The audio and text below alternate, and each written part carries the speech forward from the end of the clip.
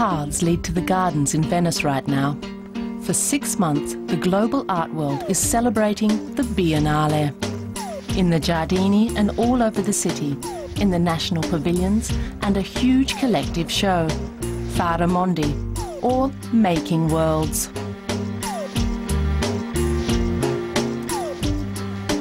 This year, Daniel Birnbaum from Sweden is in charge of that show.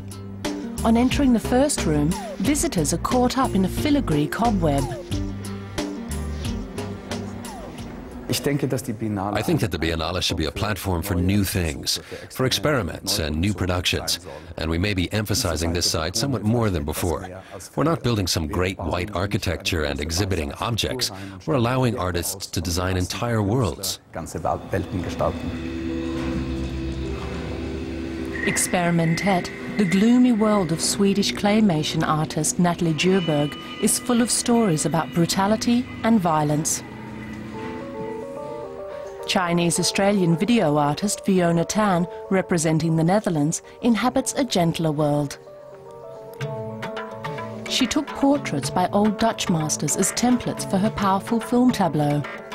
They are a poetic exploration of time and space, created in cooperation with the Rijksmuseum in Amsterdam. Without me actually meaning to, it was linking up to my own life in very easy ways. I didn't realize that it's so easy just to scratch beneath the surface, and then 400 years ago is there. And this tells you a lot about these people and about the time that we live in, but immediately you feel these shadows or these echoes from this earlier age. And so this was perhaps my ode to Amsterdam. We make our way through the crowds in the Giardini.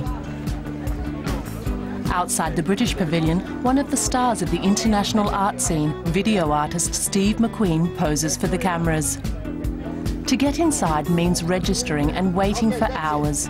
And we're too late. There are no tickets left for today. So we try the French Pavilion next door, where we're more successful. Claude Levesque has transformed the 3 rooms into a kind of jail.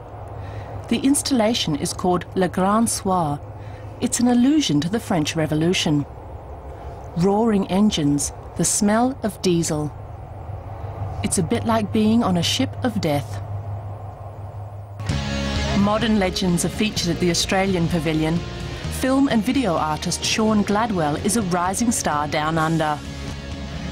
It's a play on the male fantasies of the Mad Max films of the 1980s and a journey through the dust of the outback. He's the perfect representative for the 5th continent. He's moved to the sort of vastness and grandeur and romanticism of the Australian outback itself. And he relates to that or becomes part of it or intervenes in it through these particular kind of performances that take place. What looks like a home filled with designer furniture is one of the wittiest pavilions at the Biennale. A dead collector lies in a pool. The artist duo Elmgreen and Dragset dreamt up the idea for the Nordic pavilions. One wonders, is it an ironic comment on the financial crisis? But there's no time to ask. We move on to the next destination, the United Arab Emirates Pavilion. It's the first time they've come to Venice. The UAE aimed to become an international arts centre.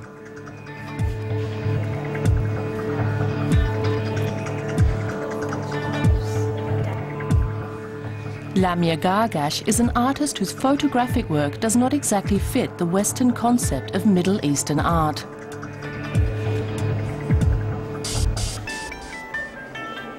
The Middle East has a creative pool of artists and a creative pool of artists exploring their ideas in different mediums such as film and painting and sculpting and illustrating, and I don't think that maybe with more of these shows we can express to the world that we're more than just one medium.